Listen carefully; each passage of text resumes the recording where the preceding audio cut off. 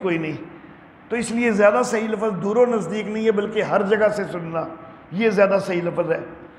تو ہر جگہ سے سننا جو ہے یہ اللہ کی صفت ہے. تو اگر کسی مردے کے لیے کوئی ہر جگہ سے سننے کا قائل ہے تو اس کے اوپر تو شرک کا فتویٰ لگے گا، کیونکہ وہ اللہ کی صفت میں شریک بنا رہا ہے.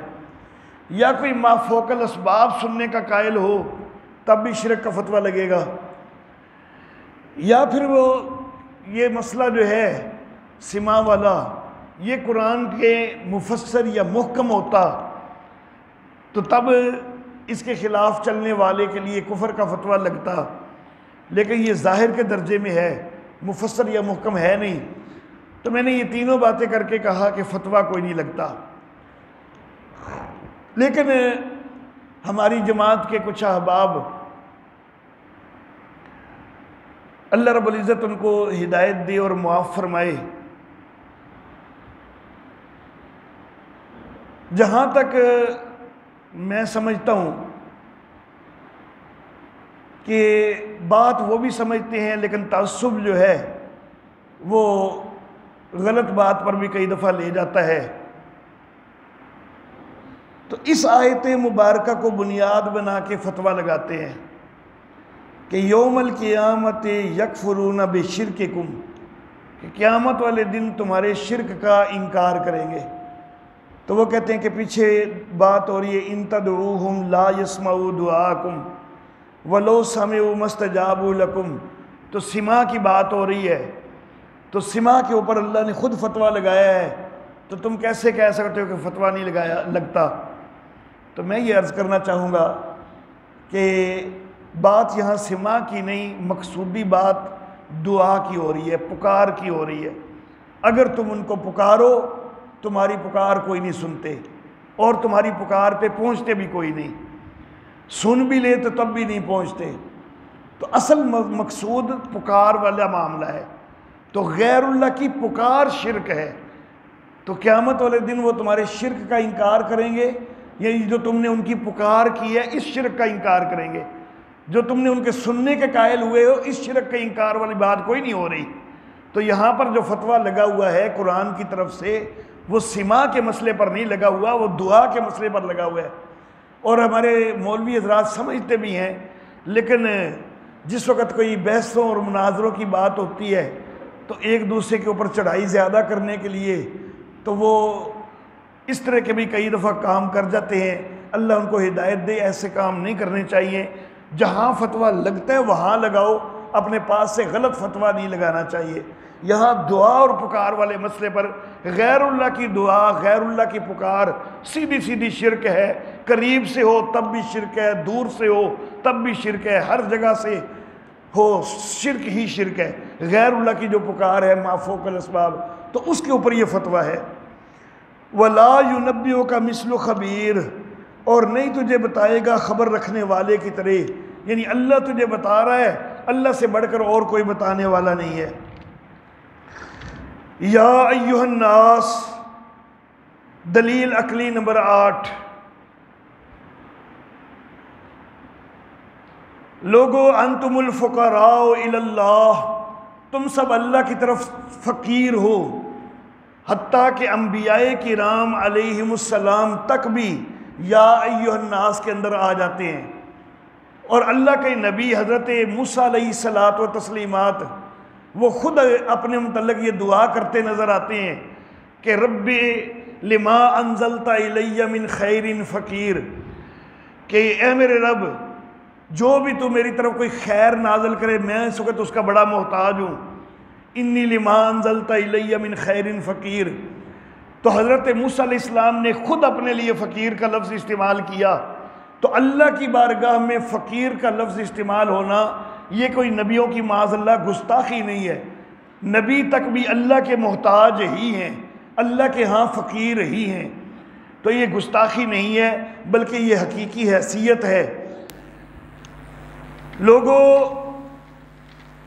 تم سب اللہ کی طرف محتاج ہو، اور اللہ جو ہے وہ غنی ہے، حمید ہے، وہ بے پرواہ ہے، تعریفوں والا ہے.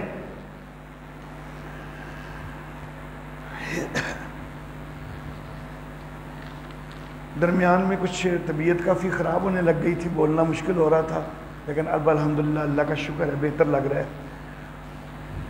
اچھا جی،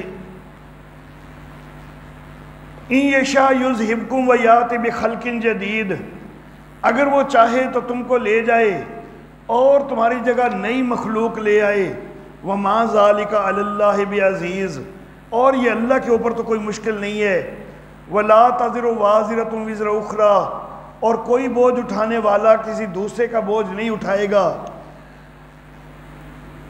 وَإِن تَدُوا مُثْقَلَةٌ، اور اگر کوئی پکارے کہ جس کے اوپر بوجھ ہے وہ اپنے بوجھ کو اٹھانے کی طرف، تو کوئی اس سے کچھ بھی بوجھ نہیں اٹھا سکے گا، اگرچہ وہ بڑا کوئی قریبی ہی کیوں نہ ہو، کوئی رشتہ دار ہی کیوں نہ ہو۔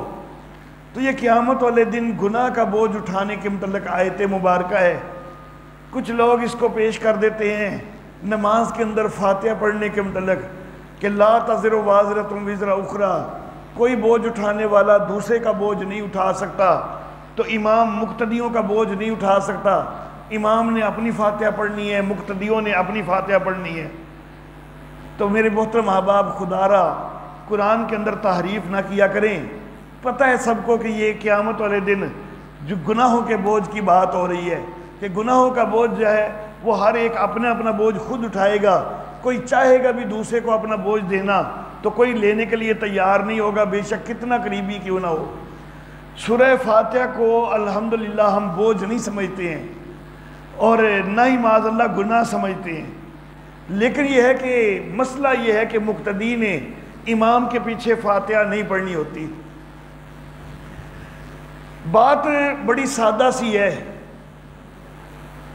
لمبی چوڑی بحثیں کرنے کی یہاں پر ضرورت ہی کوئی نہیں ہوتی۔ مسئلہ جو ہے بڑا واضح ہے احادیث مبارکہ پہ، بنیاد جو ہے وہ یہ بنائیں کہ بھئی ایمان جو ہے وہ اللہ کے نبی پر ہے نا، امام بخاری پر تو ایمان نہیں نا، تو اللہ کے نبی کی حدیث پر عمل کرنا ہے، یہ نہیں کہ جتنی امام بخاری نے ذکر کیا تو اس پر عمل کرنا ہے، بلکہ جتنی واقعی اللہ کے نبی نے بتلائی ہے، اللہ کے نبی نے جتنا واقعی حکم دیا ہے ساری پہ عمل کرنا ہے۔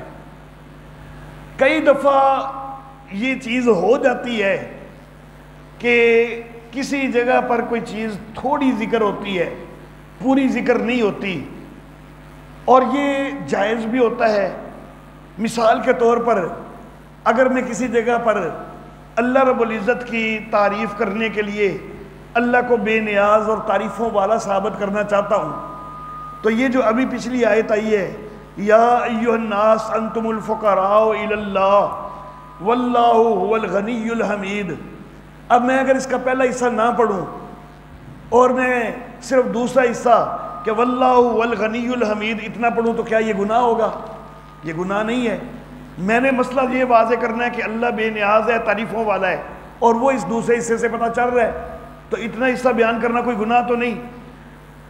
تو آیت مبارکہ اس کا بھی پوری آیت کی بجائے کچھ حصہ وہ کسی موقع پر پڑھ لینا جائز ہے، کسی موقع پر صرف اتنا حصہ پیش کرنا، باقی پوری آیت پیش نہ کرنا وہ جائز ہوتا ہے۔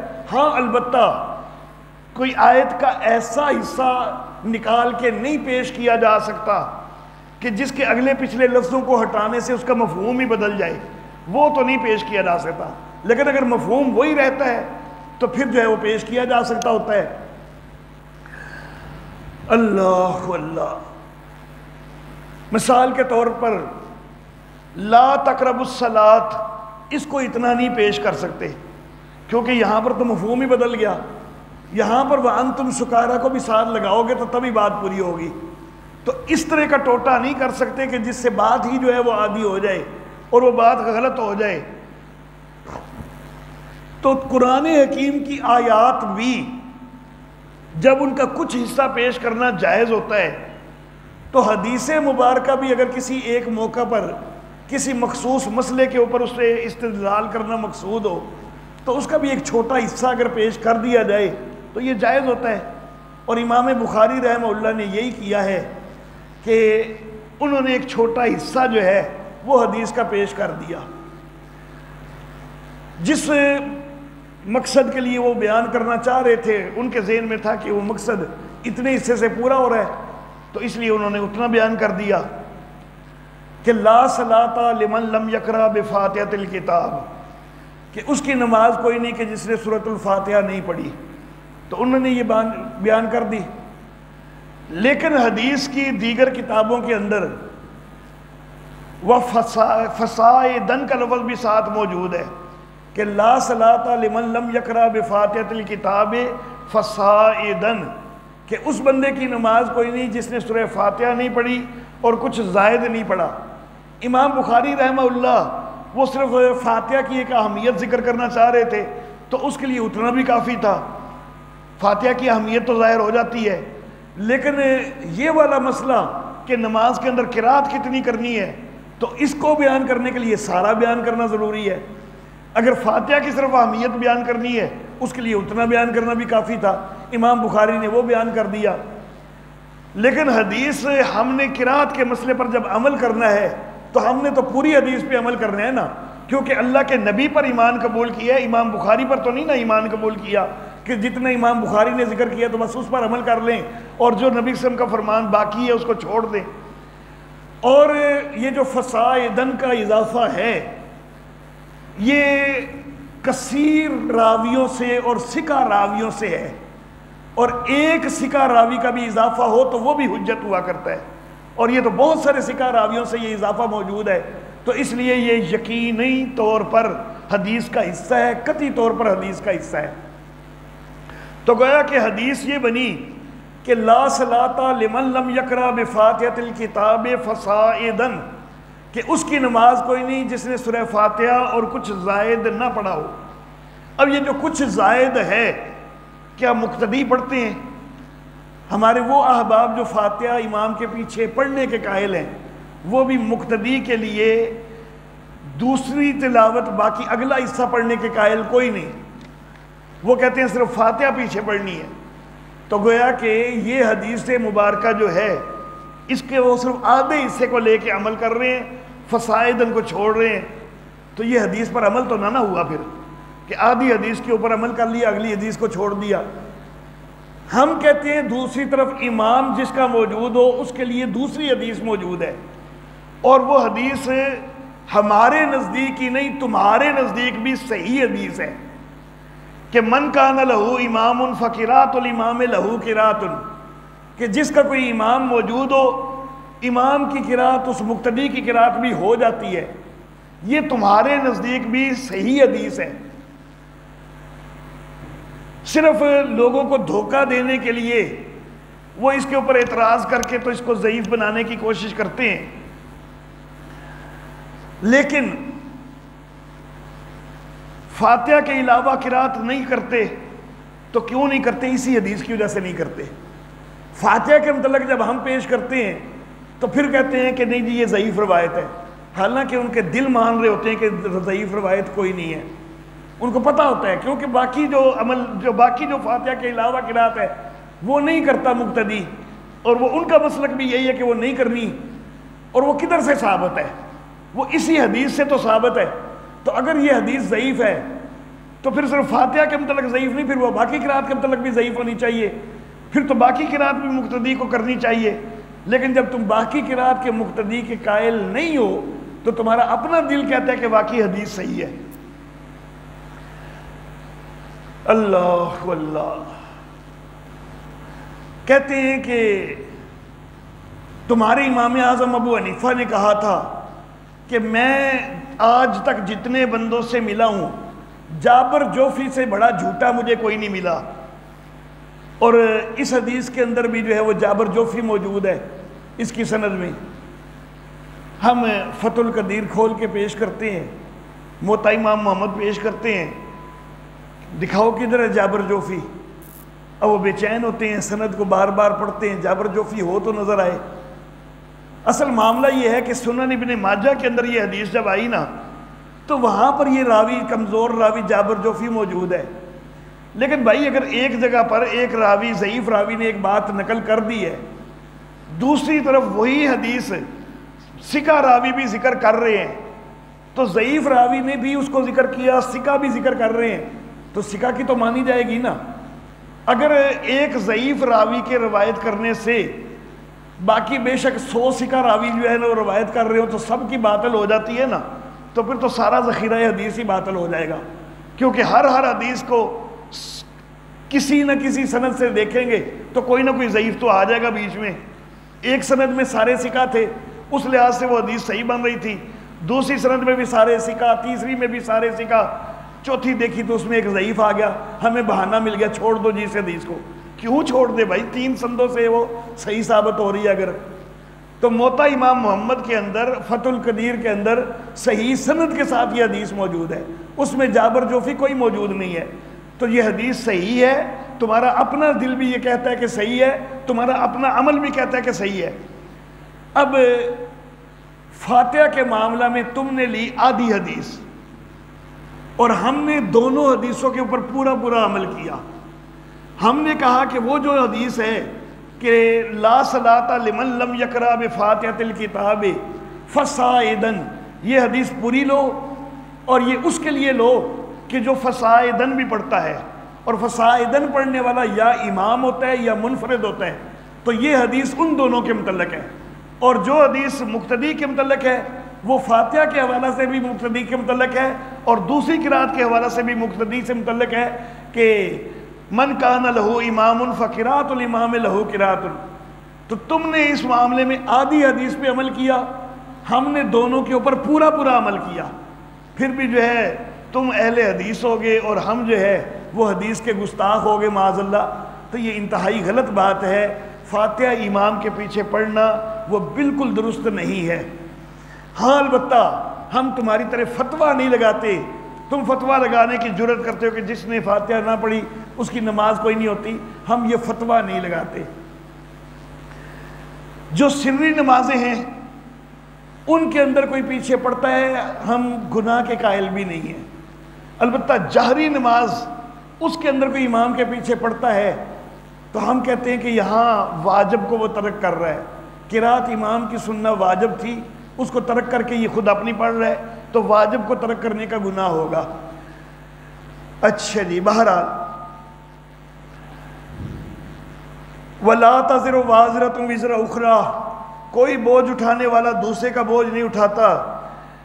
اگر کوئی پکارے وہ کہ جس کے اوپر بوجھ ہے وہ اپنے بوجھ کے اٹھانے کے لیے پکارے تو اس سے کوئی بوجھ نہیں اٹھائے گا، خواہ وہ کتنا ہی قریبی کیوں نہ ہو۔ انما تنذر الذین یخشون ربہم، بے شک آپ ڈر سناتے ہیں ان کو کہ جو ڈرتے ہیں اپنے رب سے بغیر دیکھے۔ رب کو دیکھا کوئی نہیں لیکن رب پر ایمان ہے اور بن دیکھے جو ہے وہ ڈرتے ہیں، اور انہوں نے نماز قائم کی۔ وَمَن تَزَكَّىٰ فَإِنَّمَا يَتَزَكَّىٰ لِنَفْسِهِ، اور جو کوئی سنورتا ہے، جو کوئی پاکیزگی اختیار کرتا ہے تو وہ اپنی ذات کے لیے سنورتا ہے۔ وَإِلَى اللَّهِ الْمَصِيرُ، اور اللہ ہی کی طرف لوٹ کے جانا ہے۔ وَمَا يَسْتَوِي الْأَعْمَىٰ وَالْبَصِيرُ، یہاں پر اب کچھ مثالیں ذکر کی جا رہی ہیں توحید اور شرک کے متعلق یا موحد اور مشرک کے متعلق۔ برابر نہیں ہو سکتے اندھا اور دیکھنے والا، موحد جو ہے وہ بصیر ہے، مشرک جو ہے وہ اندھا ہے، توحید جو ہے وہ بصارت والی چیز ہے، شرک جو ہے وہ نابینے پن والی چیز ہے، تو یہ برابر نہیں ہو سکتے۔ وَلَا الظُّلُمَاتِ وَلَا النُّورِ، اور تاریکی اور روشنی برابر نہیں ہو سکتے، توحید کی روشنی ہے، شرک کی تاریکی ہے، اور سایہ اور دھوپ برابر نہیں ہو سکتے۔ وَمَا يَسْتَوِي الْأَحْيَاءُ وَلَا الْأَمْوَاتُ، مردے اور زندے برابر نہیں ہو سکتے۔ ان اللہ یسمع من یشاء، اللہ آگے فرق کیا کر رہے ہیں؟ مردے زندے برابر نہیں ہو سکتے، فرق اللہ نے کیا بتایا کہ کیوں برابر نہیں ہو سکتے؟ اس لیے کہ مردے سنتے کوئی نہیں، اللہ یہ فرق بیان کر رہے ہیں، اور تم نے یہی کہنا شروع کر دیا کہ نہیں جی سنتے ہیں تو پھر تو مردے اور زندے برابر ہو گئے۔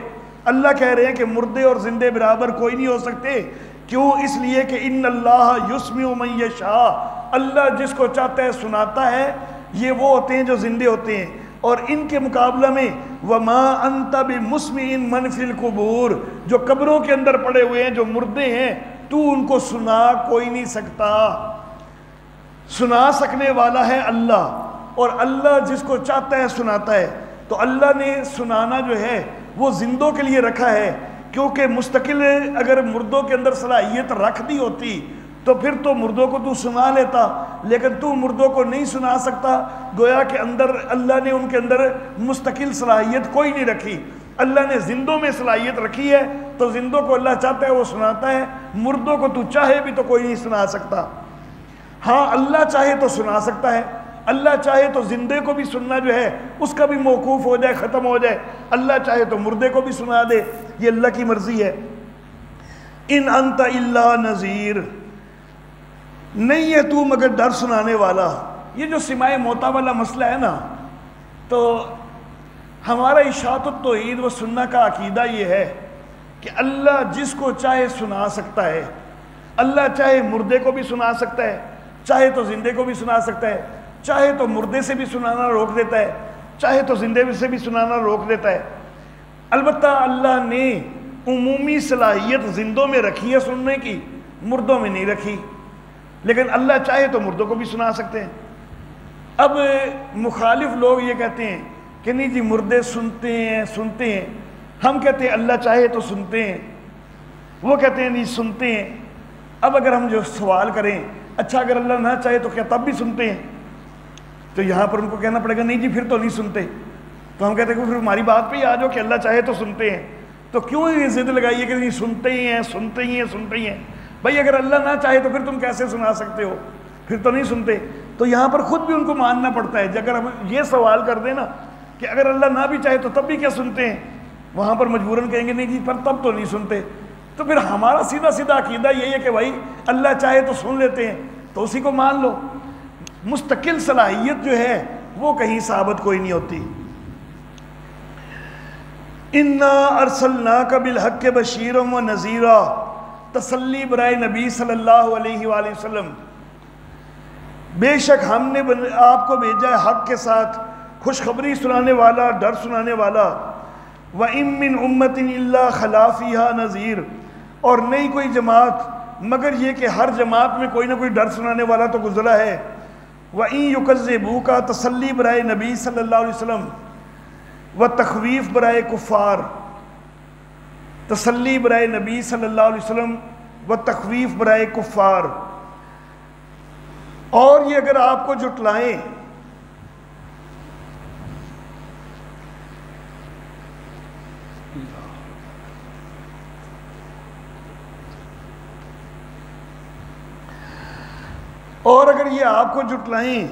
تو تحقیق ان سے پہلوں نے بھی جھٹلایا تھا، ان کے پاس ان کے رسول آئے تھے کھلی باتیں لے کر، صحیفے لے کر، روشن کتاب لے کر۔ ثم اخذت الذین کفروا، پھر میں نے پکڑا ان کو کہ جنہوں نے کفر کیا۔ فکیف کان نکیر، تو کیسا ہوا میرا انکار کرنا۔ الم تر ان اللہ، دلیل عقلی نمبر 9، کیا تو نے دیکھا نہیں کہ اللہ نے نازل کیا آسمان سے پانی، پھر اس کے ذریعے پھل نکالے، میوے نکالے مختلف رنگوں کے، اور پہاڑوں کے اندر گھاٹیاں ہیں، سفید بھی اور سرخ بھی، ان کے رنگ مختلف ہیں، اور کچھ تو بالکل کالی سیاہ ہیں۔ وَمِنَ النَّاسِ وَالدُّوَابِ، اور انسانوں میں اور جانوروں میں اور چپائوں میں ان کے رنگ بھی مختلف ہیں۔ ایسا ہی ہے، انما یخشى اللہ من عبادہ العلماء، بے شک اللہ سے اس کے بندوں میں سے علم والے ڈرتے ہیں۔ ان اللہ عزیز غفور، بے شک اللہ زبردست ہے، بخشنے والا ہے۔ ان الذین یتلون کتاب اللہ، بشارت، بے شک وہ لوگ کہ جو اللہ کی کتاب پڑھتے ہیں اور نماز قائم کرتے ہیں، اور انہوں نے خرچ کیا اس میں سے کہ جو ہم نے ان کو رزق دیا، چھپے بھی اور اعلانیہ بھی، وہ ایک ایسی تجارت کی امید رکھتے ہیں کہ جو ہرگز ختم نہیں ہوگی، تاکہ اللہ ان کو ان کے پورے اجر دے اور وہ ان کو اپنے فضل سے بڑھائے بھی۔ بے شک وہ بخشنے والا ہے، قدردان ہے، شکور شکر ادا کرنے والا اس کا معنی ہوتا ہے، لیکن جس وقت اللہ رب العزت کی طرف نسبت ہوتی ہے تو پھر اس کا معنی قدردان ہوتا ہے کہ اللہ قدر کرتا ہے، کیونکہ اللہ رب العزت کسی کا شکر گزار نہیں ہو سکتے۔ شکر گزار ہونا یہ بندوں کا کام ہے کہ بندے اللہ کے شکر گزار ہوں، اللہ کے اوپر کسی کا کوئی احسان ہی نہیں ہو سکتا کہ اللہ معاذ اللہ جو ہے وہ کسی کے شکر گزار ہوں۔ تو اس لیے شکور کا لفظ جب اللہ رب العزت کے لیے آتا ہے تو قدردان کے معنی میں ہوتا ہے۔ والذی اوحینا الیک من الکتاب، اور جو کتاب ہم نے آپ پر وحی کی ہے وہ حق ہے، وہ سچی ہے، وہ تصدیق کرنے والی ہے اس کی کہ جو ان کے پاس ہے، یعنی پہلی کتابوں کی۔ بے شک اللہ اپنے بندوں کی خبر رکھنے والا ہے، ان کو دیکھنے والا ہے۔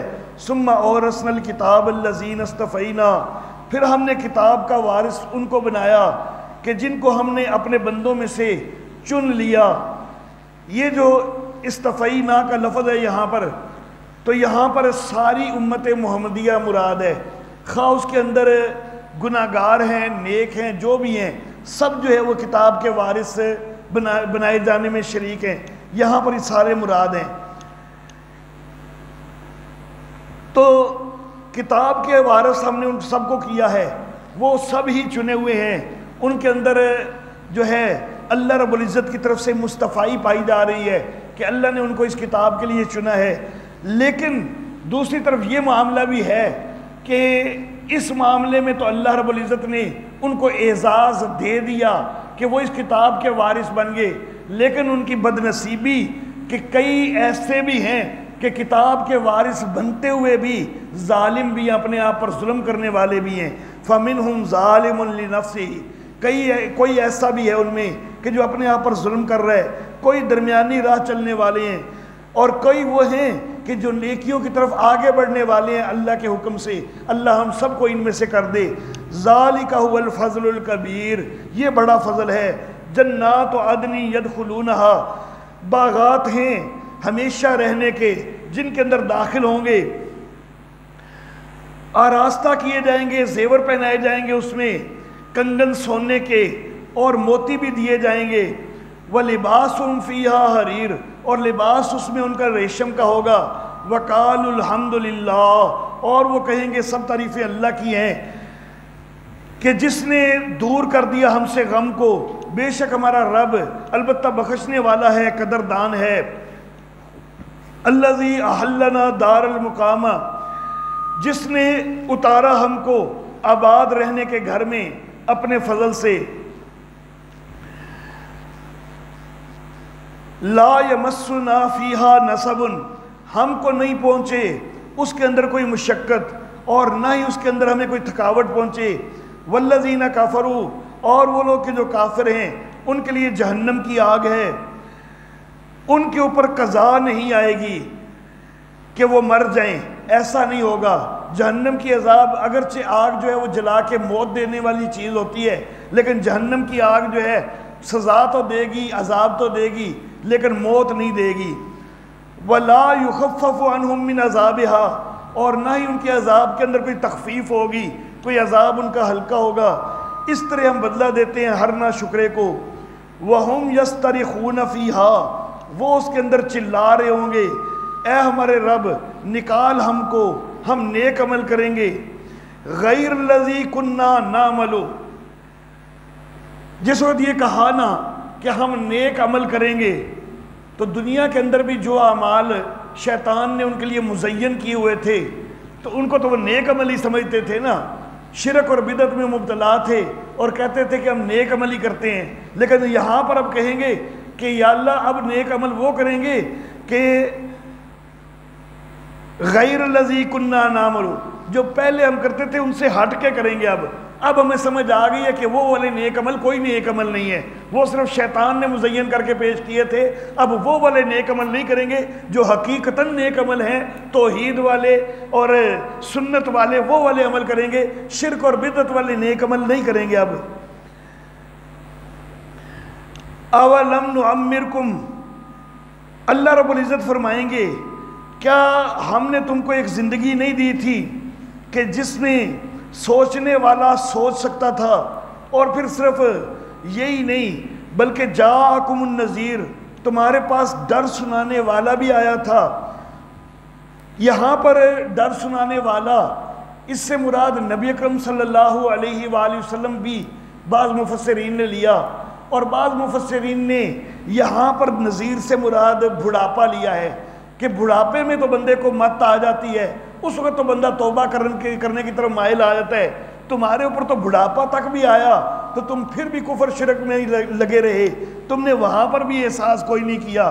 ڈر سنانے والا بھی آ گیا تھا،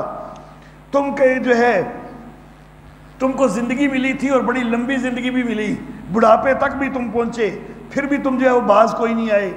فَذُوقُوا، اب چکھو، فَمَا لِلظَّالِمِينَ مِن نَصِيرٍ، ظالموں کے لیے کوئی مددگار نہیں ہے۔ ان اللہ عالم غیب السماوات والارض، دلیل عقلی نمبر 10، دلیل عقلی نمبر 10، بے شک اللہ ہی جاننے والا ہے چھپی چیزوں کو، آسمان کی بھی اور زمین کی بھی، بے شک وہ جاننے والا ہے سینوں کی باتوں کو بھی۔ وَالَّذِي جَعَلَكُمْ، وہی ہے کہ جس نے بنایا تم کو زمین کے اندر جانشین، پس جو کوئی کفر کرے تو اس کا کفر اس کے اوپر ہے، اس کا وبال اسی پر ہوگا۔ وَلَا يَزِيدُ الْكَافِرِينَ، اور کافروں کو نہیں زیادہ کرے گا ان کا کفر ان کے رب کے ہاں مگر بیزاری کے لحاظ سے۔ وَلَا يَزِيدُ الْكَافِرِينَ كُفْرُهُمْ، اور کافروں کو ان کا کفر زیادہ نہیں کرے گا مگر نقصان میں ہی۔ قُلْ أَرَأَيْتُمْ، آخری ثمرہ، آخری ثمرہ، 10ویں دلیل کے بعد جو ثمرہ ہے اس کے متعلق بھی میں نے کہا تھا یہ بڑا اہم ہے۔ قُلْ أَرَأَيْتُمْ، تو کہہ بلا دیکھو تو، شُرَكَاءَكُمُ الَّذِينَ تَدْعُونَ مِن دُونِ اللَّهِ، تمہارے وہ جو شریک ہیں جن کو تم اللہ کے سوا پکارتے ہو، ارونی، ذرا مجھے دکھاؤ تو صحیح، ماذا خلقوا من الارض، زمین میں انہوں نے پیدا کیا کیا ہے، یا کوئی آسمانوں کے اندر کوئی شراکت ہے تو وہ دکھا دو۔ ام آتیناہم کتاب، یا ہم نے کوئی ان کو کتاب دی ہوئی ہے، فہم علی بینۃ منہ، اور وہ اس کتاب کی وجہ سے کسی دلیل پر موجود ہیں، بلکہ نہیں وعدہ کرتے ظالم ایک دوسرے سے مگر دھوکے کا ہی۔ ان اللہ یمسک السماوات والارض، دلیل عقلی نمبر 11، دلیل عقلی نمبر 11، بے شک اللہ تھامے ہوئے ہیں آسمانوں کو بھی اور زمین کو بھی کہ یہ ٹل نہ جائیں، اور اگر یہ ٹل جائیں تو کوئی ان کو تھامنے والا نہیں ہے کوئی ایک بھی۔ اس کے بعد بے شک وہ تحمل والا ہے، بخشنے والا ہے۔ وَأَقْسَمُوا بِاللَّهِ، اور قسمیں کھاتے ہیں اللہ کی، پکی قسمیں، کہ اگر ان کے پاس کوئی ڈر سنانے والا آیا تو وہ ہوں گے زیادہ ہدایت والے، من احد الامم، امتوں میں سے کسی بھی